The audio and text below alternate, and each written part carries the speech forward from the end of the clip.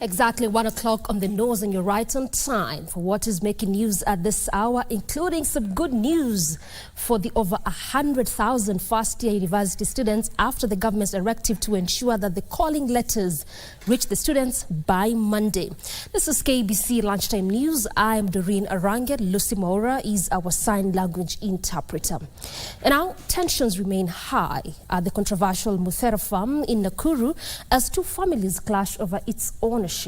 The two antagonists are the families of the former lands activist Moses Mpoi and former cabinet minister Mbiu Koinange. It took police intervention to pacify escalating tensions as the two families, who were armed with all manner of crude weapons, threatened to face off.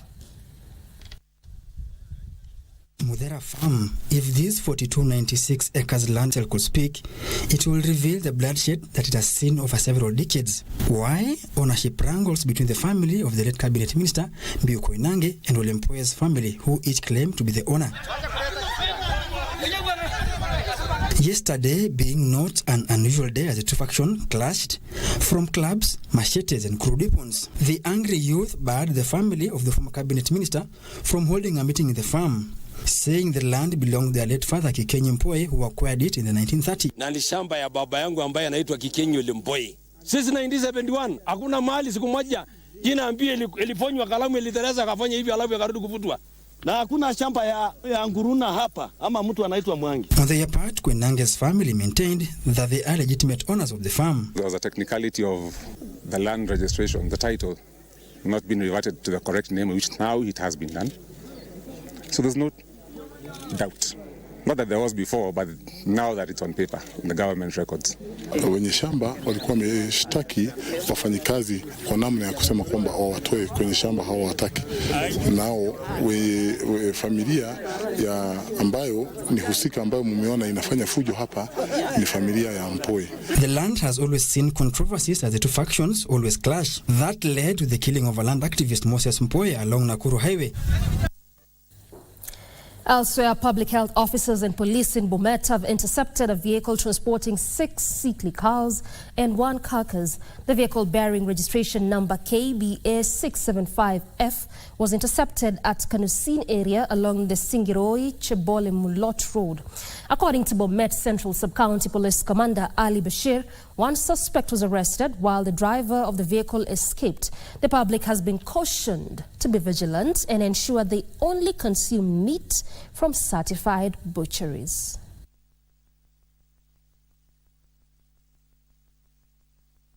We are cautioning members of the public to be conscious of their health and know where they are getting their meat from.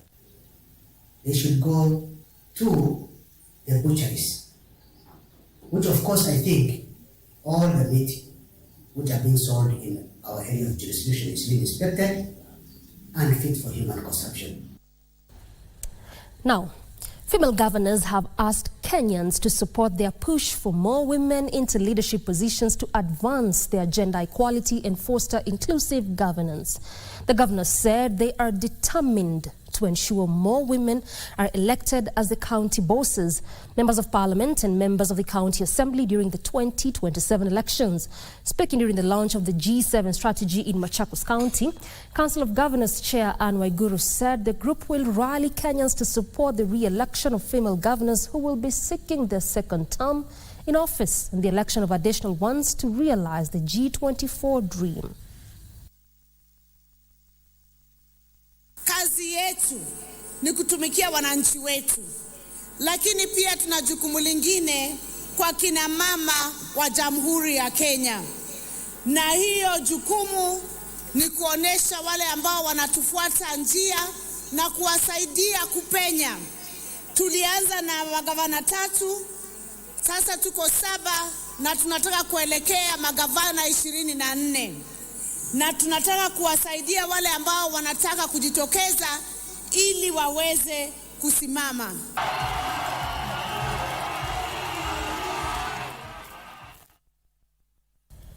Cooperatives and MSMEs Development Cabinet Secretary Wycliffe Oparanya has been urged to fast-track the auditing of private security Saccos.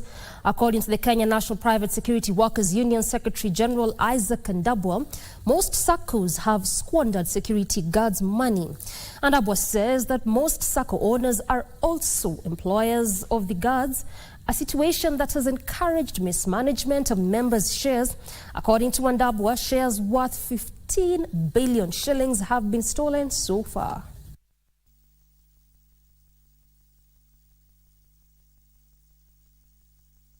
Three months ago, tuliandikia ule alikuwa CS wa cooperative. Tukamwambia kwamba afanye auditing ya Saccos zote katika private security industry. Kwa sababu tuko na Saccos ambazo zimeenda under na shares ya members. Na unapata kampuni moja iko na Saccos 14, kampuni moja. Na chairman wa hiyo Sacco ni employer. Na employer pia ndio ajiri yako. Inakuwa ni shida kubwa bawabu kuenda kuuliza employer share zao zimeenda wapi. Lazima private security ifanywe auditing ya mambo ya Saccos. Na wala ambao wamekula pesa ya wafanyikazi, hiyo pesa lazima ifanye nini? Irudishwe. Fish farmers in Sindo, Homa Bay County have embarked on concerted efforts to ensure the return of the prized red tilapia species in Lake Victoria that was nearly extinct. The revival of the species that was undertaken by Victory Farms, a fish farming operation, is expected to benefit local fishermen and the broader community by boosting the local economy and providing a suitable food source. Victory Farms Community Liaison Officer David Otieno expressed optimism that the initiative could help revive the once abundant and highly valued fish species in the region during a restocking event at Gateways Beach in Suba South constituency. Suba South Sub-County Commissioner Sebastian Okiring urged beach management units to support efforts to conserve the restocked fish to ensure the suitability of the initiative while preserving the ecosystem. Today in the Gateway BMU CCA, we have stocked 240,000 pieces and we expect to restock. We have a pond as a company which we use to stock the conservation areas at least once every month. I want to appeal to the BMUs, being security units, to continue working closely with the security apparatus around so that we ensure that those conservation areas are appropriately protected. We also want to ask the BMUs to support in preventing use of illegal fishing gear in the lake. Soya beans farmers in Suba, Homa Bay County have a reason to smile after two organizations agreed to purchase their crops and help them access a reliable market for the product. Cereal Growers Association has partnered with other farms to purchase soya beans from the local farmers under a program dubbed Farm to Market Alliance, whose primary objective is to link farmers with markets and other essential services providers. The association representative Givens Owino says they are also planning to engage the youths in soya beans farming to help address unemployment among the youths in the area.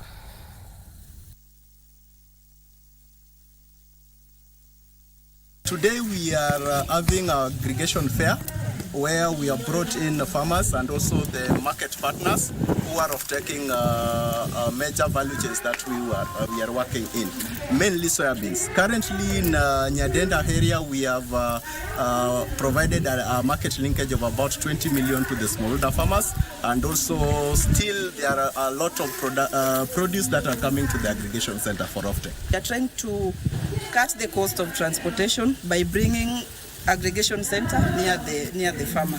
So our aim is to try and increase the volume and encourage farmers that they can still work hard and increase their income even if they don't depend on the government. Our focus is actually on the youth to empower 3,000 youths in the region, that is Homa Bay, Busia, and Narok counties. And what we do with these 3,000 youths, we will open 10 hubs in different counties. And those 10 hubs, we are going to collect the value chain which is there. Still in that agriculture bit, over 400 avocado farmers in Laikipia West will market their produce collectively to help access a wider market following the launch of Laikipia Avocado Growers and Marketing Cooperative Society Limited. The initiative aims to help farmers scale up avocado production and value addition. Laikipia County Governor Joshua Irungu said that the farmers will benefit from Avocado Aggregation Center for propagation of certified seeds. Sasa hii ni ya kukuza na tena kufanya the marketing so that we can be able to channel our marketing in a better, and our farmers, because of the economy of scale, they are able to get better prices. If a farmer can have only, we have large farms here, at least only 1 acre and plant 100 avocado trees, in a year, this farmer will be getting around 1 million. Our fellow youths, let's come to agriculture. Let's do the farming. There are many opportunities here. Even the avocados we are seeing, you know, they keep asking us, how long does it take to mature? 2 years. Once you plant that tree, you'll start harvesting. Elsewhere, the proposed Nyamira University Steering Committee has challenged area elected leaders to fast-track its construction after President William Ruto gave the go-ahead for its construction at Kiabonyoru in North Mugirango. Elected leaders from the county, however, had varied reactions on the directive. However, the steering committee chairman Samson Obiero defended the decision, claiming the views of the residents had been sought through public participation way back in 2013.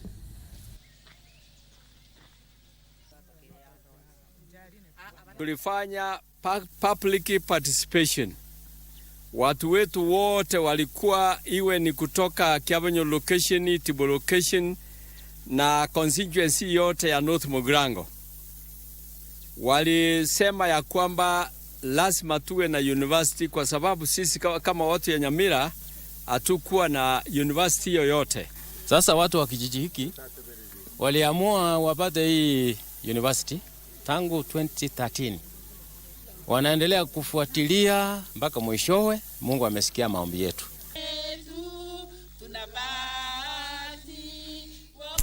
Now that story takes us on our first break. Plenty more on the other side of this break. Stay with us.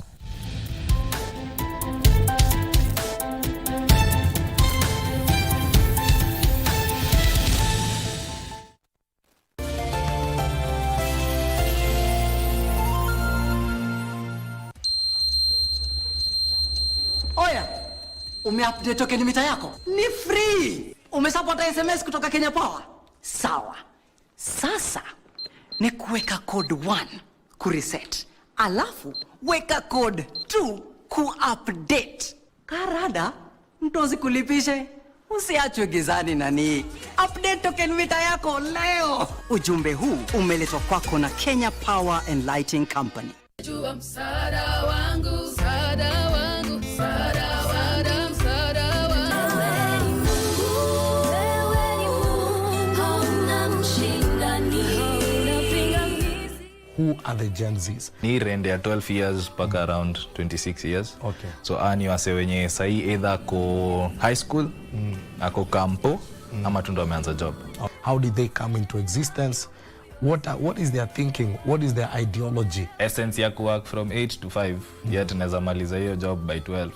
Ni gani? Unajua, so unajiuliza hiyo swali. Okay. So you say you are not lazy. No. Gen Zs are not lazy. That's the thing. And hapo ndo misconception big iko. What are they looking forward to achieve? If we are able to bring up platforms that are conversational, there's a lot that can change in every sector. Okay. Be it church, be it schools, be it corporate, be it government.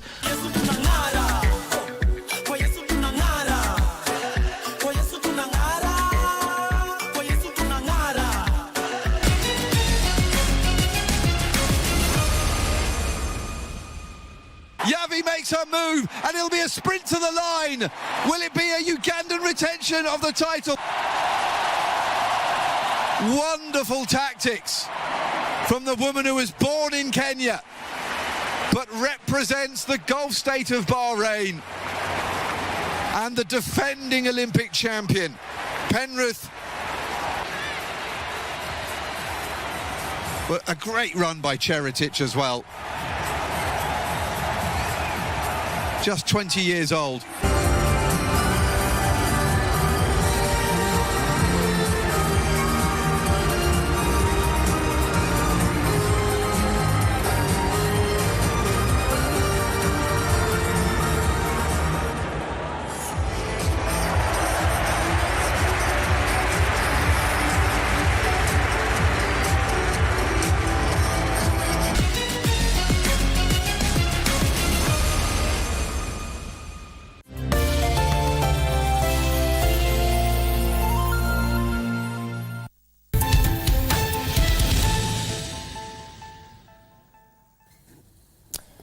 Welcome back. This is KBC Lunchtime News, and to some education matters now. Public universities have until Monday to ensure the revised calling letters for the first batch of first-year students are received.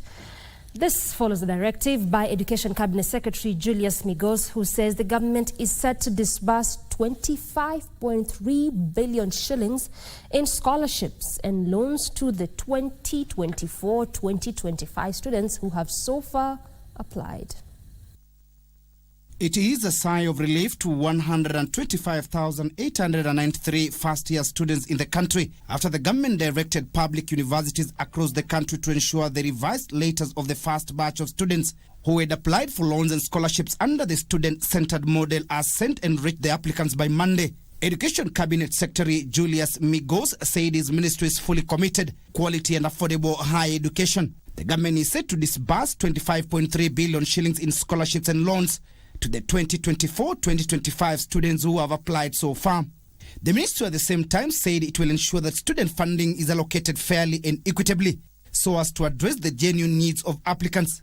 Students who might have queries on the fees have been urged to direct them to the team in charge through the higher education portal of www.hef.co.ke, which will remain open.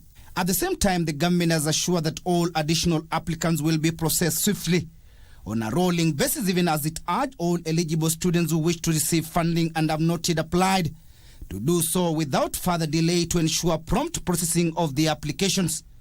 Timothy Kipnosu for Lunchtime News.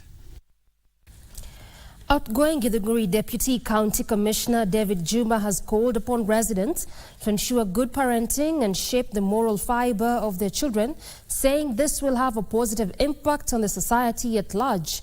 During his farewell party held in Githunguri town, the Deputy County Commissioner lamented that most people in the area have been importing labor as their children remain jobless since they cannot trust them with simple jobs.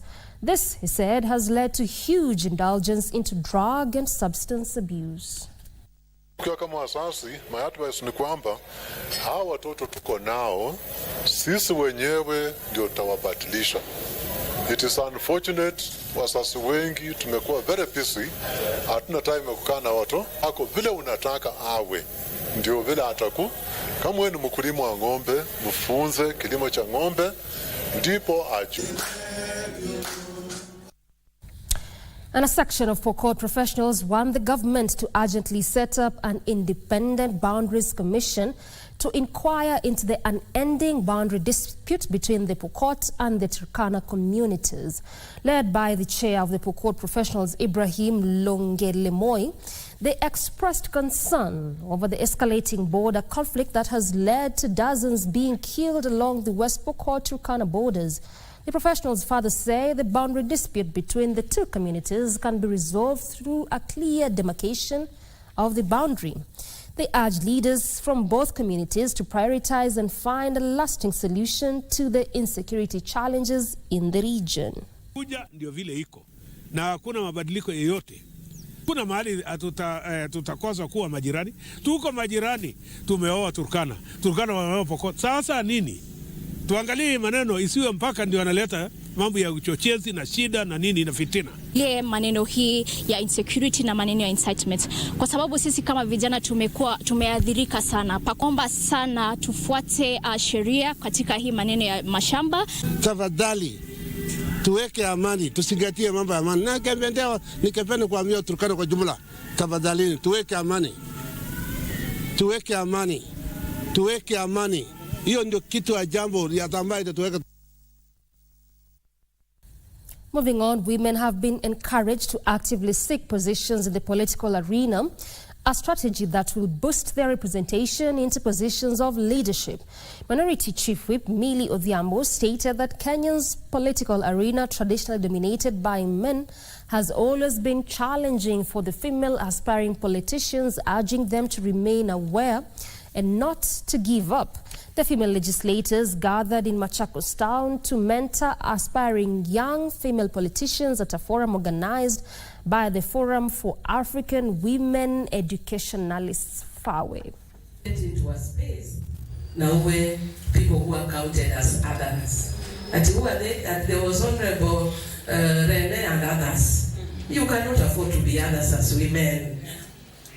We struggle too hard to be in this space for you to be others. You must leave a mark as a woman when you're in leadership. Pick your issue and run with your issue. Yeah? And so, I want to ask you, if you want to come in, and you want to come in to make money, please don't. If you want to change your lifestyle, please don't. Come in to make a difference for men and for the country. I need all the young leaders to follow the politics and how the campaigns are happening in the US. If Kamala, who is a deputy president of the United States of America, can still go through identity crisis, being questioned. Always remember in Kenya, women, we are asked, which tribe are you from? What is your clan?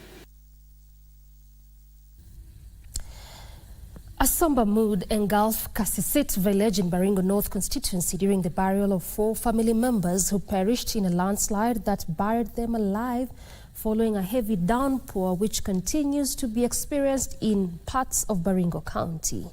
Leaders led by Baringo North Member of Parliament Joseph Makilap, while calling for urgent measures to address the growing crisis, advocated for the implementation of the Kenya Forest Service Act, which proposes the exchange of forest land with communities in hilly areas to prevent future disasters.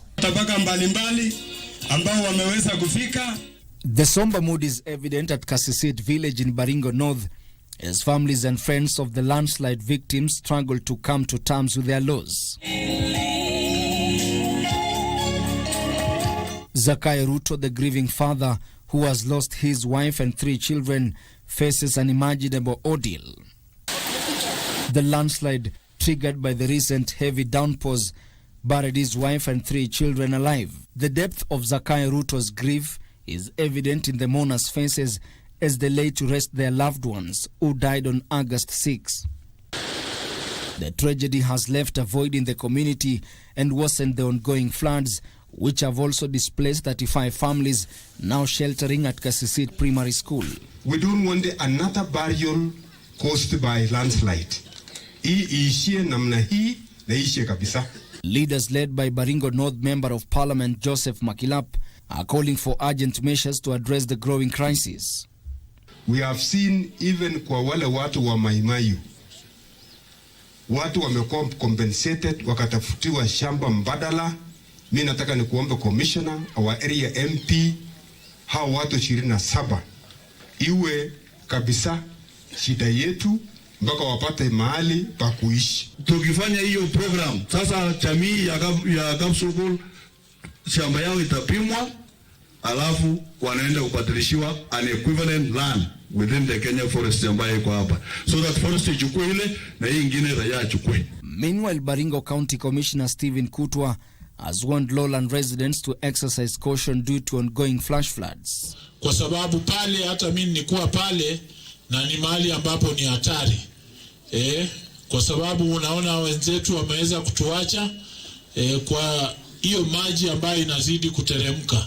Kwa hivyo ni pendekezo ambalo tunashirikiana na viongozi wenu na county government na national government kuona vile tutaweza kuwasaidia kama njia mbadala ya kuweza kupata makao mengine. As the new school term approaches, displaced families are hopeful that urgent alternative housing will be in place to prevent any disruption to school operations. Ben Chumba, Lunchtime News. A state-of-the-art liquid oxygen manufacturing plant has been launched at Tatu Industrial Park in Ruiru, Kiambu County, setting the stage for an increase in the supply of medical-grade oxygen. The 3 billion shillings project is equipped with an advanced cryogenic medical liquid oxygen air separation unit. U.S. Ambassador Meg Whitman emphasized the transformative impacts of this facility on healthcare in Kenya and the wider East Africa region, noting it will also create jobs in the bargaining industry. We have about 2,000 patients admitted in the hospital every day. Many operations are taking place in the theaters. We have patients in the ICU. We have patients coming for emergency care. And all this will require this product. This project is approximately $20 million. So having the very expensive infrastructure in place now, all they need is the product. And that's what we will supply to them. And it will be a very safe, organized and dependable way of oxygen dispensation for the patients getting oxygen at very high purities.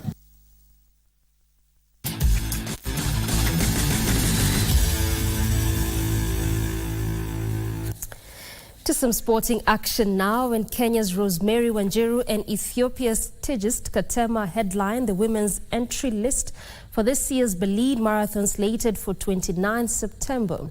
This year, for the first time since 2014, the men's race will not feature former world record Eliud Kipchoge and Kenenisa Bekele, who between them have won the race 7 times. Ethiopia's Tigist Ketema, who was an 800 and 1500 meter specialist, stormed into the marathon spotlight in Dubai in January as she ran 2 hours 16 minutes 7 seconds, a time that makes her the 9th fastest women's marathon runner in history. She followed that with 2 hours 23 minutes and 21 seconds for 7th place in London in April, and Berlin will be her first race since then. Just 1 place behind Ketema on the all-time list is Wanjiru, who clocked 2 hours, 16 minutes and 14 seconds to finish second in Tokyo in March. That followed her 6th place finish in the World Championship Marathon in Budapest and victory in the Tokyo Marathon last year. Wanjiru also finished second in Berlin in 2022 on her debut. Joining them on the start line are Ethiopia's Genzebe Dibaba, Yabugul Melese, Mr. Ward Fikri, Azmera Gebru, Sisei Gola, Abebel Yashnei, Fikre Wereta and Japan's Mizuki Matsuda. A total of 13 world records have so far been set in Berlin Marathon, the most recent being the 2 hours, 11 minutes and 53 seconds by Tigist Asefa in last year's women's race. And look at the clock! 2 hours, 11:52, unofficially. History is made. It is writ large in spectacular. This year, for the first time since 2014, the men's race will not feature Eliud Kipchoge and Kenenisa Bekele, who between them have won the race 7 times, with 2 of Kipchoge's wins having been claimed in world records. Among those who will be returning to Berlin are Ethiopia's Tedesse Tekele and Kenya's Ronald Korir, who placed 3rd and 4th last year. Others in the men's lineup are Kenya's Cyprian Kotut, Ethiopia's Elmerian Quiros, Baziziu Asmere, Kibiwot Kandie and Samuel Mailu, the World Half Marathon bronze medalist, who set a course record of 2 hours, 5 minutes and 8 seconds to win the Vienna City Marathon last year. Manchester United won their opening English Premier League game of the season thanks to a late goal from new signing Joshua Zirkzee. Zirkzee came on after 60 minutes to score the winner at Old Trafford. Garnacho's the runner. Fulham stretched. Bruno Fernandes. And he takes his spot. You made earlier, Lee. Garnacho. Robinson getting back goal side. Tete was losing. Zirkzee with space in which to operate. Casemiro. Garnacho and McTominay!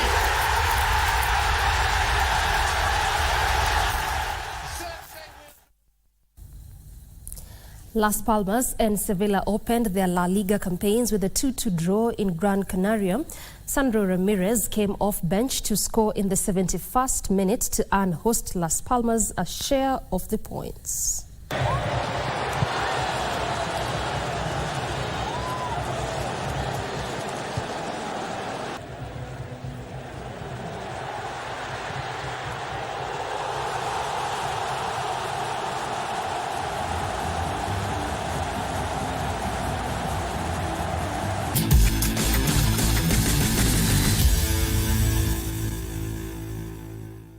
Right, that's where he puts a cap on what we had lined up for you this Saturday afternoon. Thank you so much for your valid company.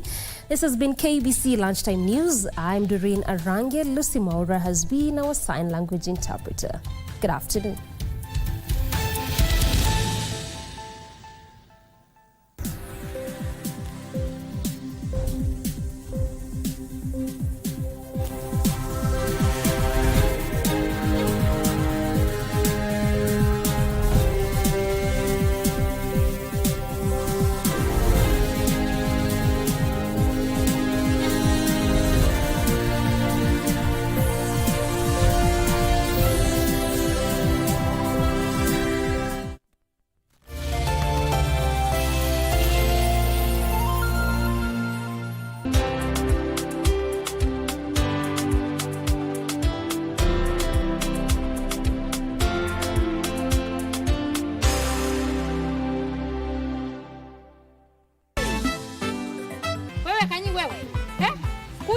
You better have my money. You better have my money. Listen to this. Atito and Kemuntu. Why doesn't Mr. Sanjay address me with decorum? It might look bad, but my heart is arrived for you. Na wapi chocolate? Akata. Chocolate vitu gani? Chocolate ya nini? Upige magoti, usimame, urare sini frat, ama upige nduru, ama utembea kutoka hapa mpaka Uganda. I am not here for any of this, and I will not accept your plastic frown. Sasa hii ndio chai ya wazee. Hiyo pombe ni ya wazee. Wewe ni mzee? Ai, dad, surely. Well, hiyo ndio mila Jen. Mimi nikiwa tu nikiwapikia nyinyi mnakaa hapa mkijienjoy. Nikimanage hapa nikuweka drink kisiri. I will sip it.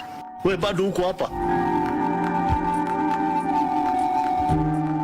Unajua watu wanawekanga spices alafu isa kupata asidi. Yaani spices zinapatia acidity lakini gasho hile kuteremsha.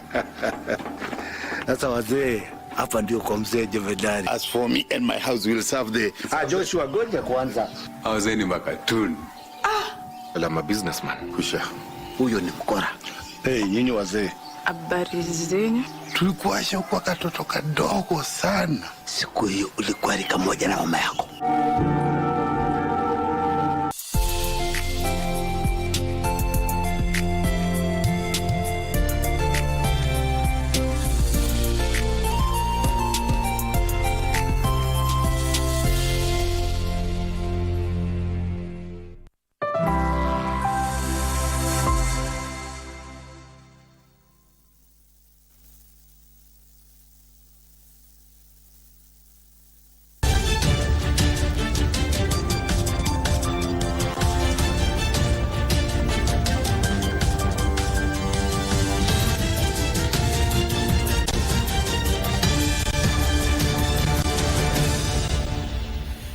Hujambo mtazamaji mahali popote ulipo, mchana wa leo ni fahari yetu kujumuika nawe kwenye makala ya dunia wiki hii, tukiwa na matumaini kwamba weekend yako ni shwari kabisa. Ya shaka, kumbuka makala haya ni kwa ushirikiano mkubwa sana wa shirika la utangazaji humu nchini KBC na shirika la Xinhua kutoka China.